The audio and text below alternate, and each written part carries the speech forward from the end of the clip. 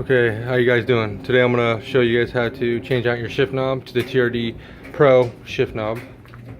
Let's get in here.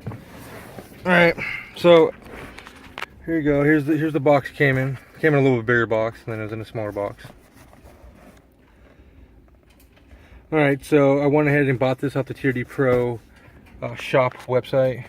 It's about 100 bucks, about $40 in shipping. I live out here in Hawaii.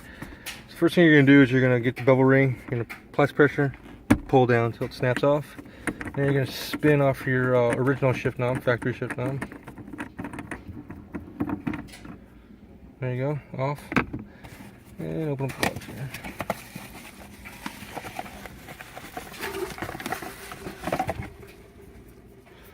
And here's the new TRD Pro shift knob that's on all the new TRD Pros out there. So, do a little swivel. Show you guys how it looks. Alright, so it's pretty simple. Spin her on.